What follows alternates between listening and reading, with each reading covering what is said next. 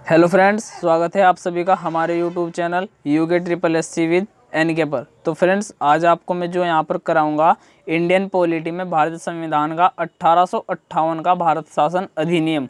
तो इस अधिनियम के बारे में हम आज पढ़ेंगे। तो इस अधिनियम के बारे में हम आज कुछ बात भी यहाँ पे करेंगे। तो चलिए फ्रेंड्स, हम वीडियो को स्टार्ट करते हैं। और अगर आपने अभी तक हमारे इस चैनल को सब्सक्राइब नहीं किया है तो आप हमारे इस चैनल को सब्सक्राइब कीजिए और ज़्यादा से ज़्यादा शेयर भी कीजिए। तो चलिए स्टार्ट करते हैं वीडियो। तो पिट्स इंडिया एक्ट द्वारा स्थापित बोर्ड ऑफ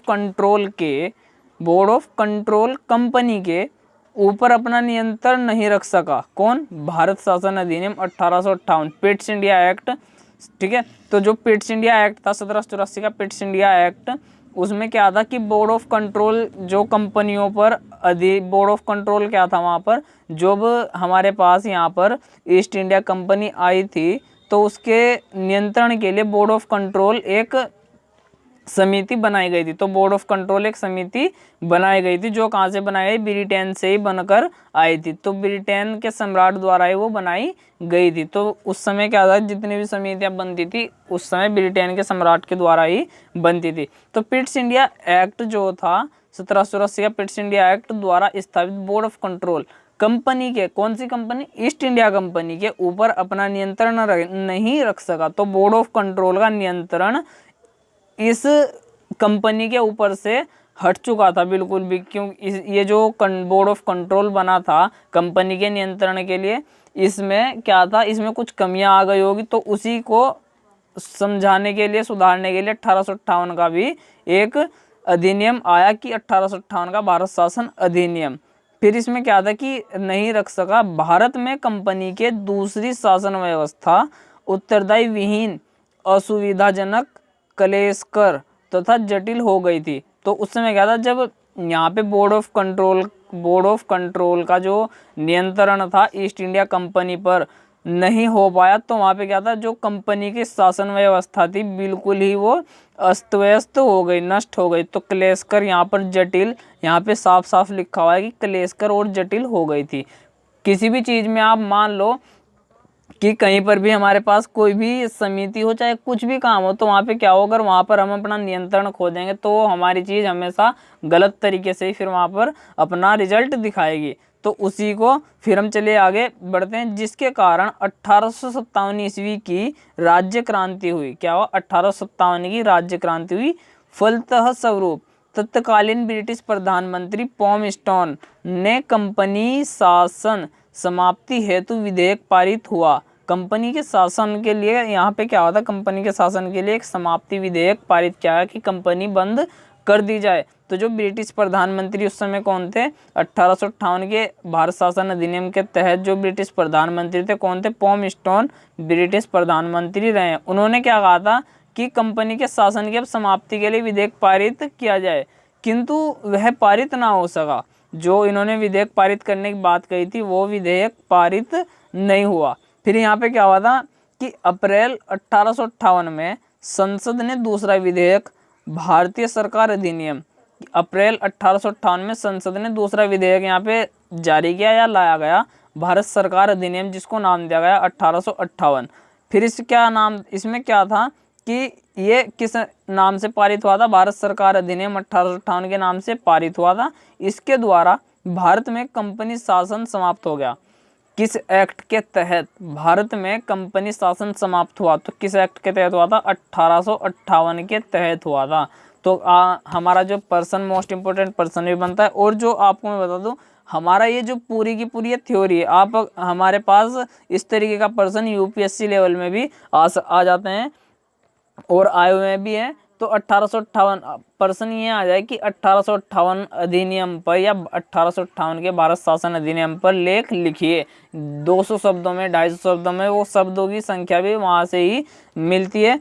तो हम क्या है, यहाँ पे इसी को पूरे को हम इसको ही कंप्लीट करके हमारा जो 1858 का अधिनियम है यहाँ से कंप्लीट हो जाएगा। फिर हमारे पास क्या था, इस अधिनियम के तहत क्या था, भारत में कंपनी का शासन समाप्त हो गया था। किस कंपनी का? ईस्ट इंडिया कंपनी का शासन जो था यहाँ पे समाप्त हो गया था।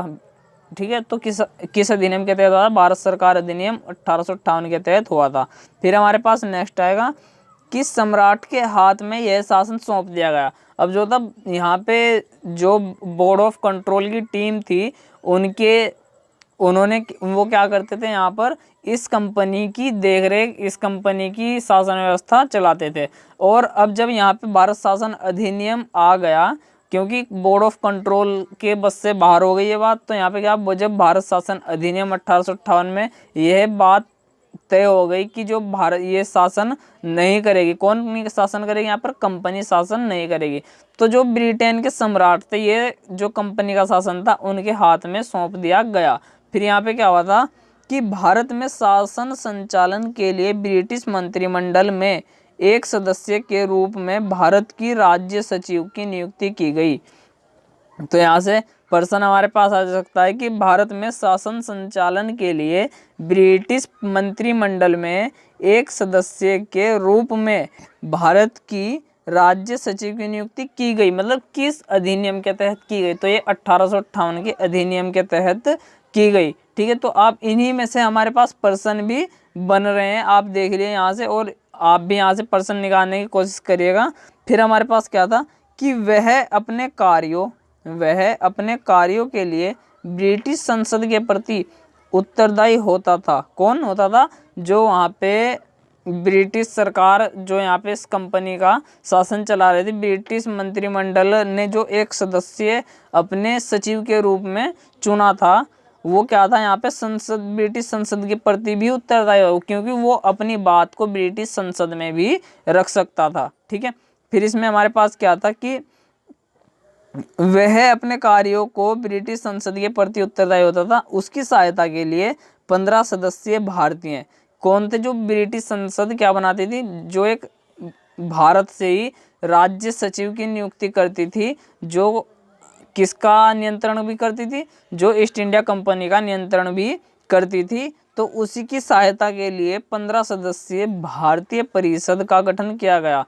तो प्रश्न ये आ जाए कि 15 सदस्यीय भारतीय परिषद का गठन किस अधिनियम के तहत किया गया, तो 1858 के अधिनियम के तहत किया गया। इसके 8 सदस्य जो थे ब्रिटिश सरकार द्वारा और 7 सदस्य कंपनी के निदेशक मंडल द्वारा मनोनीत किए गए थे। कंपनी कौन थी यहाँ पे? ईस्ट इंडिया कंपनी थी। फिर यहाँ पे आते हैं हमारे मोस्ट इंपोर्टेंट प्रश्न ही रहेंगे 1858 के कि द्वैध शासन समाप्त कर दिया गया। तो किस अधिनियम के तहत द्वैध शासन समाप्त किया गया? 1858 के अधिनियम के तहत समाप्त किया गया।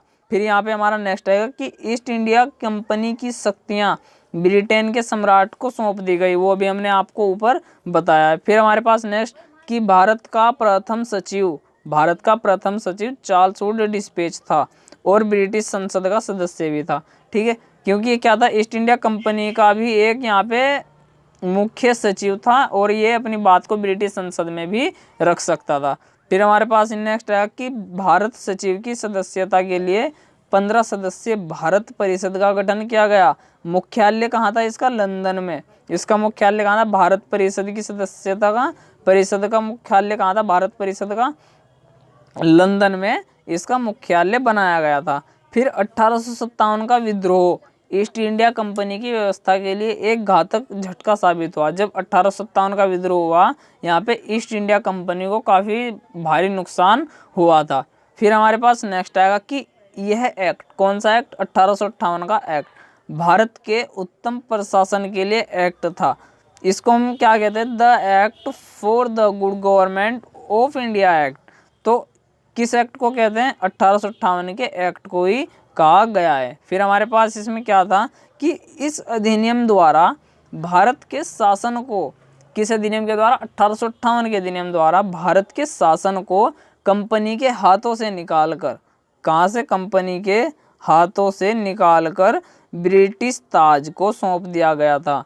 क्या हुआ था? इस एक्ट के ही द्वारा बाद में क्या हुआ, इस अधिनियम के द्वारा जो कंपनी का शासन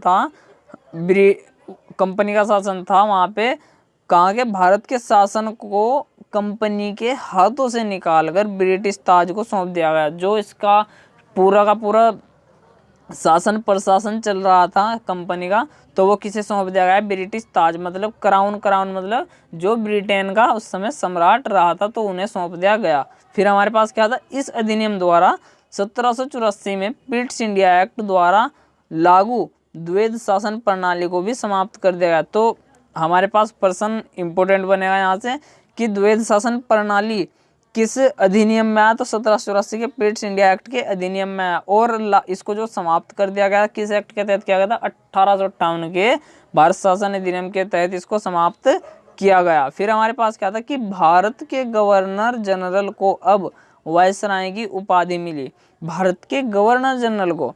तो हमें क्या है यहाँ पे, हमारे पास जो यहाँ पे अगर हम देखा जाए कि यहाँ से हम इंडियन पॉलिटी में सभी एग्जाम में यहाँ से प्रश्न हमारे पास बनते हैं। तो ये जो आपको मैं करा रहा हूँ सिर्फ ये क्या है कि यूपीएससी लेवल का भी है, क्योंकि आप वहाँ पे क्या है, वहाँ पे वन लाइनर ऑब्जेक्टिव क्वेश्चन नहीं आएंगे। वहाँ पे क्या होता है कि हमारा जो मेन एग्जाम होता है वो क्या होता है, लिखित का एग्जाम होता है। तो वहाँ पे अगर प्रश्न आ जाए कि 1858 का राजलेख लिखिए, तो 1858 के राजलेख में आपको यही इसी तरीके से आपको पैटर्न लिखना पड़ेगा, कुछ आप अपने भी इसमें पॉइंट मिला सकते हैं। फिर हमारे पास क्या था कि भारत के गवर्नर जनरल को वायसराय की उपाधि मिली। तो भारत के गवर्नर जनरल को वायसराय की जो उपाधि मिली किस एक्ट के तहत मिली, 1858 के अधिनियम के तहत ही मिली, जो क्राउन का सीधा प्रतिनिधि था। क्राउन का मतलब वो जो ब्रिटिश सम्राट से सीधी बातचीत भी कर सकता था, उसी को क्या कहा, वायसराय। तथा लॉर्ड कैनिंग भारत के प्रथम वायसराय बने। तो भारत के प्रथम वायसराय कौन बने, लॉर्ड कैनिंग बने थे। इस समय ब्रिटिश प्रधानमंत्री कौन थी, विक्टोरिया। कौन थी, महारानी विक्टोरिया ब्रिटिश प्रधानमंत्री रही है। फिर हमारे पास नेक्स्ट है कि भारत के शिक्षित वर्ग द्वारा, जो भारत में पढ़े लिखे लोग थे, वर्ग थे, उनके द्वारा ब्रिटिश महारानी विक्टोरिया के 1 नवंबर 1858 की घोषणा को अधिकारों का मैग्ना कार्टा कहा गया है। तो प्रश्न आपके पास यहाँ से इस तरीके से बनता है कि महारानी विक्टोरिया के घोषणा पत्र को अधिकारों का मैग्ना कार्टा कब कहा गया, तो कब कहा गया, 1 नवंबर 1858 को कहा गया। फिर हमारा लास्ट रहेगा इसमें पॉइंट कि 1858 ईस्वी के कानून का प्रमुख उद्देश्य, जो प्रमुख उद्देश्य था इसका, प्रशासनिक मशीनरी में, जब कंपनी में शासन चल रहा था और भारत में भी शासन व्यवस्था बहुत बेकार थी उस समय भी, शासन में सुधार था, जिसके माध्यम से इंग्लैंड में भारतीय सरकार का अधीक्षण और उसके नियंत्रण हो सकते थे। क्या था यहाँ पे, जिसके माध्यम से 1858 के एक्ट के तहत इंग्लैंड में भारतीय सरकार का अधीक्षण और उनके नियंत्रण हो सकते। जो भारत सरकार थी इंग्लैंड में भी अपना थोड़ा बहुत नियंत्रण कर सकती थी, क्योंकि वहाँ से क्या था, बाहर से ही, जैसे कि हमारे पास हम बात करें यहाँ पर ब्रिटेन के प्रधानमंत्री यहाँ पे सम्राट थे, जो पे ब्रिटेन के सम्राट रहे हैं, उन सम्राट से सीधी बातचीत कौन करते थे, जो यहाँ पे कंपनी में नियुक्त किए जाते थे, जो उच्च पद पर नियुक्त किए जाते थे, वो सीधी किससे बातचीत करते थे, ब्रिटेन के गवर्नर से बात करते थे या महारानी से बात करते थे। फिर हमारे पास क्या था, इसी प्रकार से इंग्लैंड में भी भारत सरकार के कुछ अधीक्षण रखे गए थे और उनके नियंत्रण में भारत भी इंग्लैंड में अपनी बात रख सकता था। इनसे भारत में प्रचलित शासन प्रणाली में कोई विशेष परिवर्तन नहीं किया गया, क्योंकि उनको वहाँ पे क्या था, उनको सिर्फ अपनी बात रखने का वो था, इस बात से उनको कोई, उनकी प्रचलित जो शासन प्रणाली थी उसमें कोई खास परिवर्तन नहीं आया। तो हमारे पास जो आज का 1858 का राजलेख था, भारत शासन अधिनियम, ये कंप्लीट हो गया। और अगर आपके पास कभी इस तरीके से प्रश्न आए तो आप इसमें से एक भी प्रश्न नहीं छोड़िएगा, क्योंकि इस तरीके के प्रश्न काफ़ी कम वीडियो में देखने को मिलेंगे। और यहाँ पे क्या था, हमारे पास इस वीडियो को आप ज़्यादा से ज़्यादा शेयर कीजिए, लाइक कीजिए और चैनल को सब्सक्राइब जरूर कीजिए। धन्यवाद।